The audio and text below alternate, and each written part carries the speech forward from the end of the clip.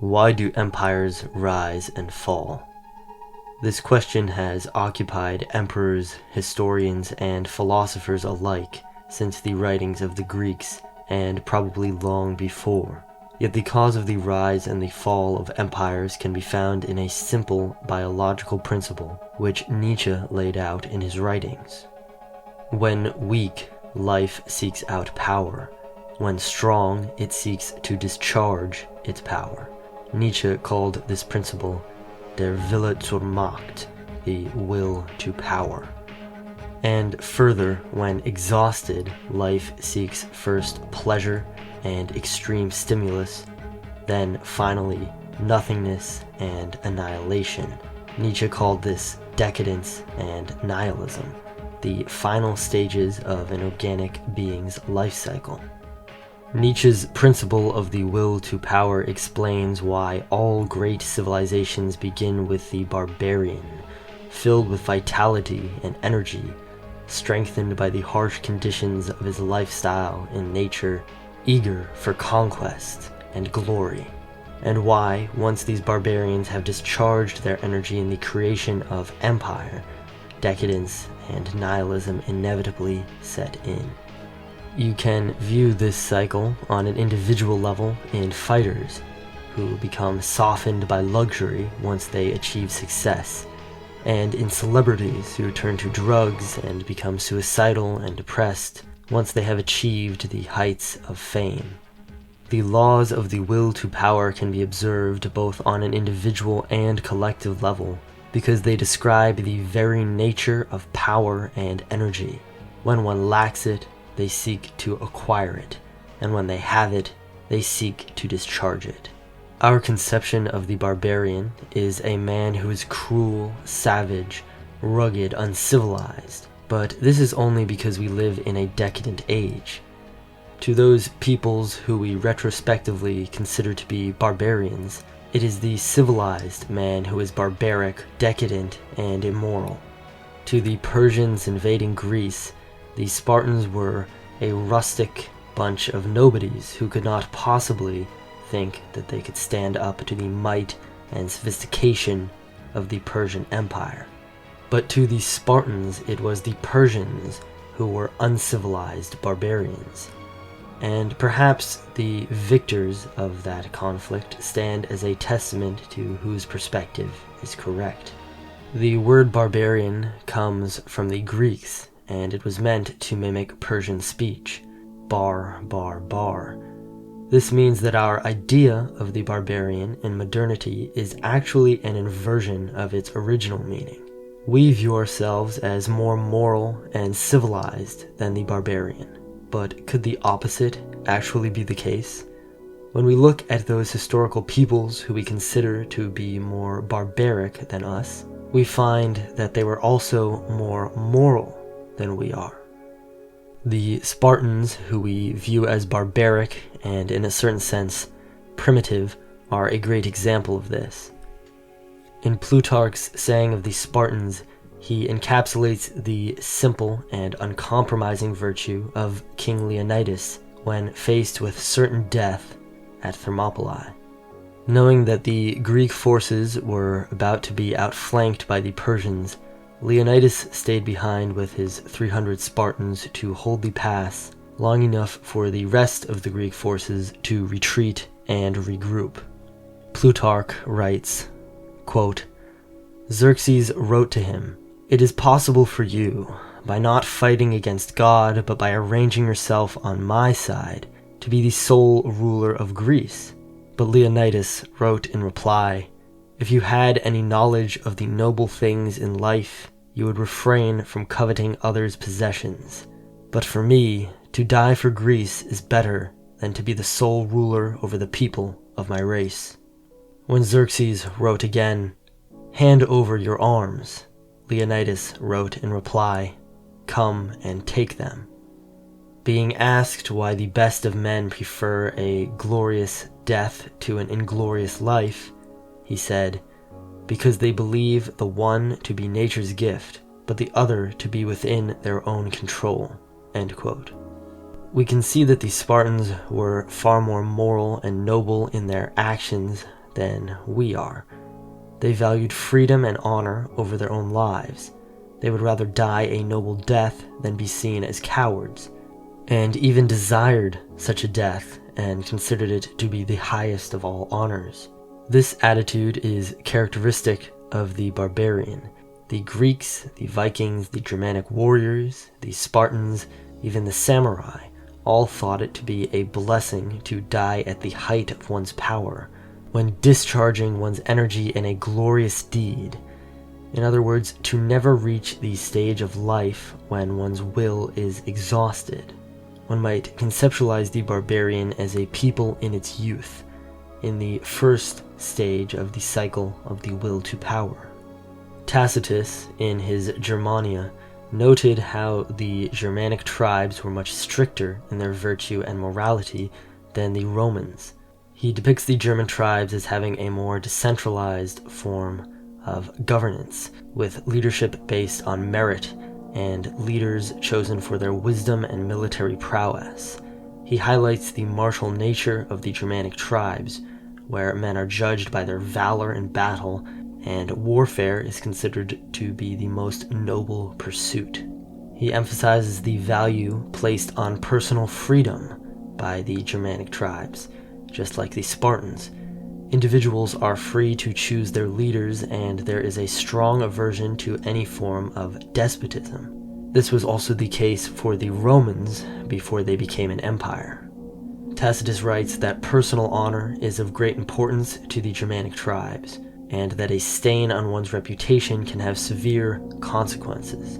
He writes that the Germanic tribes generally practice monogamy, and that men are content with a single wife, and marital fidelity is valued. Tacitus contrasts this with the laxity of Roman marital customs, and he also notes that in the Germanic tribes, women are consulted on important matters and seen as having a significant influence within the family.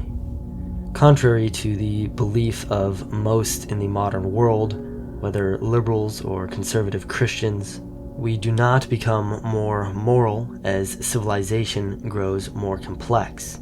In our case, we are less virtuous than most of our ancestors. The barbarian is more harsh and violent than the civilized man, since he lives a rugged life close to the wildness and savagery of nature. But it is for this exact reason that he is also more virtuous. The virtue of the barbarian is fully embodied and beautiful in its clarity and simplicity. When forced to choose between dishonor or death, he chooses death without hesitation. When the honor of his kinsman is slighted, he readily dies in the pursuit of vengeance. His will is strong and unyielding. He is eager for struggle and challenge and does not shrink from either life or death. It is this spirit which allowed the Spartans to dominate the Peloponnese, the Macedonians under Alexander to conquer all of Greece and Asia, the Romans to build their sprawling empire, and after them, the Germanic peoples to establish the royal houses of the Middle Ages. But the luxury and comfort of civilization brings with it a loosening of morality and a weakening of will. In civilization, even the most barbaric people will begin to become soft and fat off of the spoils of victory. In his manifesto, Industrial Society and Its Future, Ted Kaczynski discusses this phenomena, which Nietzsche called decadence. He writes, quote, "Human beings have a need, probably based in biology, for something that we will call the power process. This is closely related for the need for power, which is widely recognized, but is not quite the same thing. The power process has 4 elements. The 3 most clear-cut of these we call goal, effort, and attainment of goal. Everyone needs to have goals whose attainment requires effort, and needs to succeed in attaining at least some of his goals." End quote. Nietzsche described this as the drive for self-overcoming, which he closely associated with the will to power. Ted Kaczynski continues, quote, "Consider the hypothetical case of a man who can have anything he wants just by wishing for it. Such a man has power, but he will develop serious psychological problems. At first he will have a lot of fun, but by and by he will become acutely bored and demoralized. Eventually he may even become clinically depressed. History shows that leisure aristocracies tend to become decadent. This is not true of fighting aristocracies that have to struggle to maintain their power.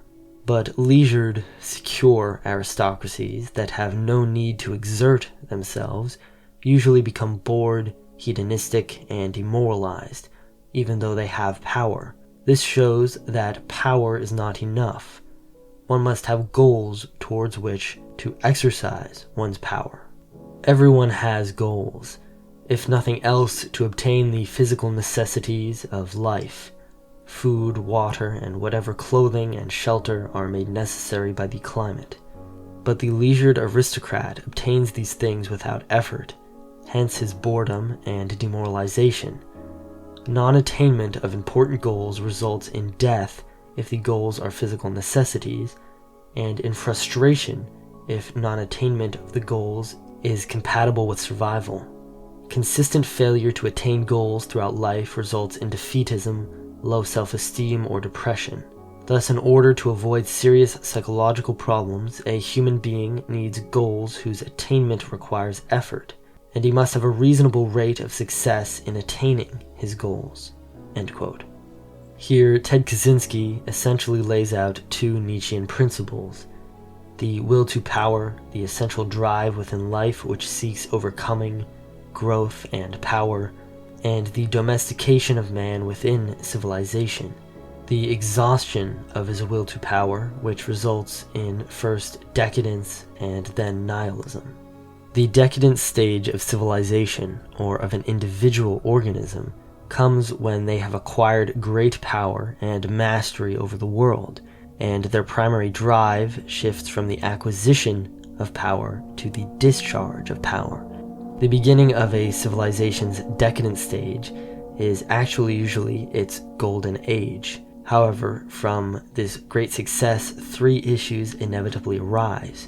Firstly, exhaustion of the will, which has discharged its energy in every way possible and turns to the pursuit of pleasure and comfort. Secondly, a weakening of the will and loosening of discipline and virtue caused by the comforts and pleasures of success. And finally, the issues which Ted Kaczynski described, which are caused by the simulated environment of a wealthy civilization.